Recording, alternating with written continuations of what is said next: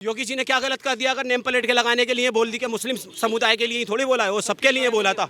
तो भाई मेरा तो मानना है कि ये जो बोला है कि नेम प्लेट लगाने के लिए योगी आदित्यनाथ महाराज जी ने बहुत बढ़िया काम बहुत बढ़िया काम करा है। ये वो काम इस वजह से मैं कह रहा हूँ क्योंकि जो मुसलमान अपनी पहचान छुपाते थे, आज वो मुसलमान अपनी गर्व से कहते हैं कि हम मुसलमान हैं। विपक्ष का काम है बदनाम करने का, बाकी कुछ नहीं। योगी जी का बहुत ही अच्छा फैसला, इससे तो मुसलमान को गर्व होना चाहिए। पहले जो है दुपट्टा फिरता था, यार हम ये करेंगे, यार कोई ये कह देगा। आज बड़े गर्व के साथ जो अपने नाम प्लेट के साथ अपने फोटो के साथ जो लगा करके खड़ा होता है और उसके पास बात है, ऐसा कुछ नहीं है। हिंदू मुस्लिम अगर कोई करती है तो वो 65 साल से कांग्रेस हिंदू मुस्लिम का जहर घोल रही थी और राज कर रही थी, क्योंकि हिंदू मुस्लिम कर ही सत्ता में बैठी थी ये कांग्रेस सरकार। असल में ओवैसी जी के बारे में भी मैं बता देता हूँ, सिर्फ और सिर्फ वो वोट बैंक की राजनीति करते हैं और कुछ नहीं करते, क्योंकि ओवैसी जैसे लोगों ने ही तो देश के माहौल को ख़राब करके रख रखा है। क्योंकि इन ओवैसी को प्यार करना नहीं आता, जनता से प्यार करना नहीं आता, जनता से नफरत करना आता है। नफरत की दुकान वो चलाते हैं जिसको वो मोहब्बत की दुकान कहते हैं, वो नफरत की। 50-50, 51-51 बच्चे, मुस्लिम बच्चे IUPSC क्लियर कर रहे हैं। वो किसके नेतृत्व में? प्रधानमंत्री श्री नरेंद्र मोदी जी के नेतृत्व में। आपको लग रहा है कि तानाशाही, बार बार ये कहते हैं कि तानाशाही बढ़ गई, पूरा का पूरा विपक्ष कहते हैं तानाशाही बढ़ गई है, लोकतंत्र खत्म है, अब मोदी सरकार हटने वाली है, योगी सरकार हटने वाली है? असल में लोकतंत्र तो अब शुरू हुआ है, क्योंकि लोकतंत्र तो अब शुरू हुआ है क्योंकि पिछले 65 साल के अंदर इस निकम्मी सरकार, कांग्रेस सरकार ने देश को बर्बाद करके रख रखा था। और दूसरी चीज़ क्या नाम है इसका, आ जाओ अब हिंदू मुस्लिम के ऊपर, ये विपक्षी दल बीजेपी के ऊपर एलिगेशन लगाते हैं कि ये तासुफ वाली पार्टी है, ये हिंदू मुस्लिम करती है। हिंदू मुस्लिम अगर कोई करती है तो वो 65 साल से कांग्रेस हिंदू मुस्लिम का जहर घोल रही थी और राज कर रही थी, क्योंकि हिंदू मुस्लिम कर ही सत्ता में बैठी थी ये कांग्रेस सरकार। तो मेरा सवाल आपके लिए ये है, आप कह रहे हैं कि भाई बीजेपी हिंदू मुसलमान नहीं करती है, कांग्रेस पार्टी करती है, या ये आप कह रहे हैं तमाम चीज़ें, लेकिन कांग्रेस पार्टी पूरा विपक्ष तो कह रहा है कि दिल्ली में जो योगी सरकार का फैसला है, यूपी में जो योगी सरकार का फैसला है कि भाई आप नेम प्लेट लगाओ, कावड़ यात्रा जहाँ से गुजरेगी, कह रहे वो मुसलमानों को दोयम दर्जे का नागरिक बनाने वाला फैसला है। ओवैसी कह रहे हैं कि मुसलमान को अछूत बना रहे हैं ये। असल में ओवैसी जी के बारे में भी मैं बता देता हूँ, सिर्फ और सिर्फ वो वोट बैंक की राजनीति करते हैं और कुछ नहीं करते, क्योंकि ओवैसी जैसे लोगों ने ही तो देश के माहौल को ख़राब करके रख रखा है। क्योंकि ओवैसी को प्यार करना नहीं आता, जनता से प्यार करना नहीं आता, जनता से नफरत करना आता है, दूसरे समाजों से नफरत करना आती है इनको प्यार करना नहीं आता। मेरे प्यारे नबी मोहम्मद सल्लल्लाहु अलैहि वसल्लम का पैगाम तो देकर देखो, मोहब्बत का पैगाम तो देकर देखो एक बार नॉन मुस्लिम भाइयों को हमारे, क्योंकि इन्होंने देश को सिर्फ और सिर्फ बर्बाद करा है। और हिंदू मुस्लिम 1947 से लेकर 2014 तक इस देश के अंदर 8186 राइट्स हैं। सरकार किसकी थी? भारतीय जनता पार्टी की सरकार थोड़ी थी। भारतीय जनता पार्टी की तो सरकार ये 10 साल, 5 साल, 13 महीने, पूरे 65 साल तो कांग्रेस ने राज करा है, क्योंकि हिंदू मुस्लिम का जहर घोल कर ही। योगी जी का ये फैसला जो आया है कि आपको भाई योगी जी का फैसले के भी बारे में बता देता हूँ। योगी जी ने क्या गलत कर दिया? अगर नेम प्लेट के लगाने के लिए बोल दी कि मुस्लिम समुदाय के लिए ही थोड़ी बोला है, वो सबके लिए बोला था।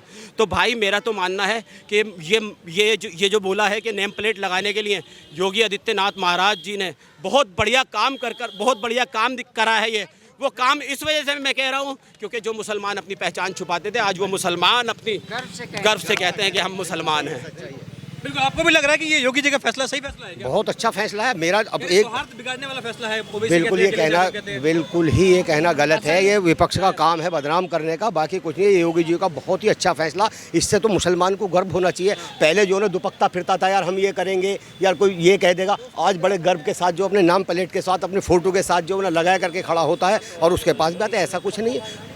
कह रहे सौहार्द बिगड़ रहा है, देश का माहौल खराब हो रहा है, नफरत की दुकान खोल रही है। बिल्कुल नहीं बिगड़ना माहौल। और नफरत की दुकान तो उन्होंने खोली थी। अगर आप इसी पर नफरत पाते हो और इस गठबंधन के 65 साल के आते हो कांग्रेस की, तो जाके देखिए अमरोहा कांड किसने करा था, मुरादाबाद कांड किसने करा था, मल्याना किसने करा था, किसके टाइम में हुआ था? ये सब कांग्रेस के कार्यकाल में हुआ था। तब बीजेपी की सरकार नहीं थी। नफरत की दुकान वो चलाते हैं जिसको वो मोहब्बत की दुकान कहते हैं, वो नफरत की। सवाल तो उठ रहे हैं ना कि अचानक से फैसला क्यों आया? यूपी में उपचुनाव होने वाले हैं, योगी जी को घबराहट के उपचुनाव में क्या रिजल्ट आएगा, डर के मारे? देखो मैं बताता हूँ इसमें क्या होता है कि भाई देखो, वो कावल लेने, वो आप अपना लेने जा रहे हैं, सबका अपना अपना वो है, वो लहसुन प्याज नहीं खाते हैं, तो इससे तो अच्छी बात है, वो अपनी इस चीज़ से बचेंगे।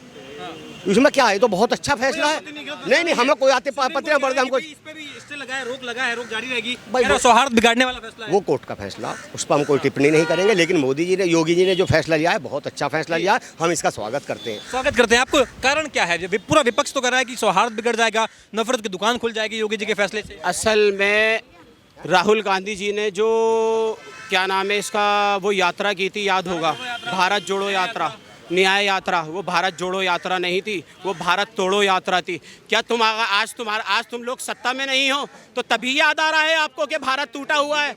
भारत तो नरेंद्र मोदी जी ने 2014 के अंदर जब भारतीय जनता पार्टी ने सरकार बनाई थी तो भारत तो जुड़ चुका था, क्योंकि इन विपक्षी दलों को जनता पहचान चुकी है, मक्कारों को जान चुकी है, क्योंकि इन मक्कारों से बचने के लिए ही तो भारतीय जनता पार्टी की सरकार बनाई थी इस देश की जनता ने। तो अभी आपको लग रहा है कि जो सरकार है सौहार्द वाला काम कर रही है या फिर हिंदू मुसलमान की फूट चल रही है कहीं ना केंद्र खाने? ये भारतीय जनता पार्टी पूरी कैबिनेट, नरेंद्र मोदी जी की पूरी कैबिनेट देशवासियों के लिए काम कर रही है, देश हित के लिए काम कर रही है, देश के सभी समाजों के लिए एकजुट होकर काम कर रही है। कोई आपत्ति नहीं है? कोई आपत्ति नहीं है, क्योंकि हम तो मुसलमान खुश हैं। आप नाम क्यों लिखवा रहे हैं जबरदस्ती? नाम मुसलमान तो खुश है आज, क्योंकि मुसलमान को पिछले 65 साल कारोबार से दूर रखा, एजुकेशन से दूर रखा, देश की भागीदारियों, देश की जो सेंटर की भागीदारी होती है उनसे दूर रखा। मुसलमानों को इस कांग्रेस सरकार ने दिया क्या था? पान की टपरी, चाय का ठेला, रिक्शा चलाने वाला, झल्ली उठाने वाला। आज नरेंद्र मोदी जी के नेतृत्व में 50-50, 51-51 बच्चे, मुस्लिम बच्चे IUPSC क्लियर कर रहे हैं। वो किसके नेतृत्व में? प्रधानमंत्री श्री नरेंद्र मोदी जी के नेतृत्व में। सही बात है इनकी, बिल्कुल सही बात है। बहुत सबका साथ सबका विकास, सबका साथ सबका विकास, सबका विश्वास और सबका प्रयास के साथ साथ सरकार चल रही है। हाँ जी, इसमें मोदी जी जो सबके साथ लेकर चलने वाले हैं, वो सबको साथ लेकर चल रहे हैं, वही उनका काम। कह रहे हैं कि भाई मुसलमानों के खिलाफ हैं, पूरा का पूरा एक लॉबी बन गई है, इंडिया अलायंस है, वो तो पीछे पड़ा हुआ है कि मुसलमान को दोयम दर्जे का नागरिक समझते हैं मोदी सरकार, योगी सरकार। नहीं नहीं, मुसलमानों को कभी नहीं समझते हो। नहीं नहीं, कोई ऐसा फैसला नहीं है, सारे फैसले अच्छे हैं। क्या सरकार की भागीदारियों में मुसलमानों को क्या नाम है हिस्सेदारी नहीं मिल रही? नितिन गडकरी जी अगर रोड बनाते हैं या नेशनल हाईवे बनाते हैं, क्या उस पर मना किया जाता है मुसलमान नहीं चलेगा, सिर्फ हिंदू चलेगा? वो सबके लिए काम कर रही है। ये तो विपक्षी दलों ने भ्रम फैला रखा है। और ये जो है देश के अंदर जो डाइवर्जन जो शुरू हुआ, सबसे पहला नुकसान देश को 1947 इन कांग्रेसी सत्ता के चक्कर में इन सत्ताधारियों ने देश के टुकड़े करा दिए थे। एक हिंदुस्तान के टुकड़े करा के एक पाकिस्तान बनवा दिया था। तो अभी सर पूरा का पूरा जो एक लॉबी बनी हुई है वो बार बार ये कह रही है, नैरेटिव ये दिया जा रहा है कि मुसलमान का आर्थिक बहिष्कार की साजिश कर रहे हैं योगी जी और मोदी जी। इस तरीके से जो सामान नहीं खरीदना या दुकान के बाहर नेम प्लेट लगाना, इससे एक आर्थिक बहिष्कार की नीति। आर्थिक बहिष्कार नहीं है भाई, मैं फिर कह रहा हूँ आपसे, ये लोग जो है ना सिर्फ और सिर्फ देश के अंदर हिंदू मुस्लिम का तासुब फैला रहे हैं और कुछ नहीं है। क्योंकि इन्होंने पिछले 65 साल से हिंदू मुस्लिम को डाइवर्ट करके ही तो राजनीति करी है इस कांग्रेस निकम्मी सरकार ने। तो मेरा कहने का मतलब है, फिर मैं देश की जनता से और दिल्ली की जनता से अपील करता हूं कि अगर दिल्ली को इस बहरूपी सरकार से बचाना है तो 2025 के अंदर भारतीय जनता पार्टी की दिल्ली के अंदर सरकार बनना चाहिए, इन चोरों से बचाना चाहिए। विपक्ष कह रहा है कि ये योगी की सरकार हिटलरशाही कर रही है, तानाशाही कर रही है।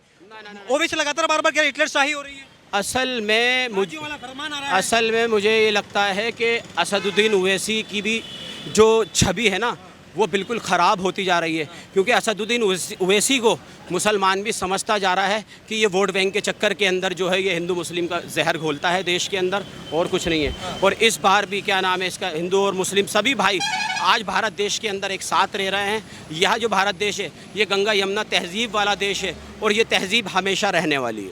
लेकिन बार बार कह रहे कि यूपी में सब कुछ ठीक नहीं है, अभी मौर्य जी और योगी जी के बीच में तनाव है, तो इसका फायदा शायद कोई और उठा पाएगा, अकेले शायद उठा पाएगा। कोई नहीं उठा पाएगा जब तक नरेंद्र मोदी हैं, जब तक नरेंद्र मोदी है। मेरा कहने का मतलब ये है कि 2014 से 19 तक सरकार रही, 19 से 24 तक सरकार रही, 24 से 29 तक सरकार रहेगी, और 29 के बाद मैं कह रहा हूं कि 34 तक भी सरकार भारतीय जनता पार्टी ही बनाएगी। आपसे एक आखिरी सवाल है, आपको लग रहा है कि ओवैसी बार बार कहते हैं हिटलरशाही हो रही है यूपी में, नाजियों वाला फरमान हो रहा है? देखो वो उनका अपना मानना है कि नाजरा, हमें तो नहीं लगता, हमें तो मोदी जी से अच्छी कोई सरकार लग नहीं रही। इन 10 साल में जो मोदी जी ने काम किया है इससे बेहतर कोई काम नहीं कर सकता, और मोदी जी ही एक ऐसे प्रधानमंत्री है जिनका नारा सबका साथ सबका विकास सबका विश्वास और सबका प्रयास, वो उसी पर काम कर रहे हैं। उसमें उन्होंने कोई हिंदू मुस्लिम जाति बिरादरी कुछ नहीं देखते, वो सबका काम करते हैं। Thank you so much sir.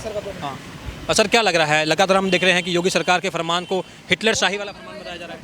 देखिए, आज जो हम यहाँ पर मौजूद हैं, यहाँ पर राजेंद्र नगर में जो दुखद घटना हुई है, उस घटना का विरोध प्रदर्शन करने के लिए हम यहाँ पर आए हैं। और मैं समझता हूँ ये सबसे बड़ा फेलियर दिल्ली सरकार का है। क्योंकि जब दिल्ली सरकार का, केजरीवाल सरकार का जन्म हुआ आम आदमी पार्टी का, तब उन्होंने कहा कि अगर हमें मौका दिया जाए तो हम भ्रष्टाचार मिटा देंगे। भ्रष्टाचार की बात को लेकर आम आदमी पार्टी का जन्म हुआ और आज 10 साल बीतने को हैं, लेकिन भ्रष्टाचार तो बहुत दूर की बात है। जन लोकपाल लेकर उन्होंने बात की थी, जन लोकपाल आज कहाँ गया? उनके अपने मुद्दों से भटक गई आम आदमी पार्टी और झूठ बोलकर, झूठ की राजनीति करके दिल्ली की सत्ता हासिल की। 10 साल पूर्ण होने के बाद जब उनको लगा कि अभी दिल्ली सरकार से 10 साल हैं, उसके बाद उन्होंने नगर निगम में आए और उसमें भी यही कहा कि हम नगर निगम में अगर हमें जनता मौका देती है तो नगर निगम में कायाकल्प कर देंगे, सब कुछ कर देंगे। उसका परिणाम क्या हुआ? जनता ने विश्वास जताया, नगर निगम में मौका दिया, उसका परिणाम आज राजेंद्र नगर जैसी घटना है। पूरी दिल्ली पानी पानी है। आप जहाँ भी होंगे, आप किसी भी क्षेत्र में चले जाएं, हर जगह आपको जल भराव मिलेगा। इस तरह की जो बेसमेंटें हैं, जिसमें अनऑफिशियल रूप से चल रही हैं, मैं कहूँगा अवैध रूप से पूरी दिल्ली में चल रही हैं, मिली भगत कह सकते हैं इसको। पूरी दिल्ली में इस तरह से अवैध बेसमेंट के अंदर काम चल रहा है। पीछे मुखर्जी नगर क्षेत्र में जो एजुकेशनल हब है सबसे बड़ा, वहाँ पर भी इस प्रकार का हादसा हुआ था कि कई इसी प्रकार की बेसमेंट में और बिल्डिंगों में आग लगी थी।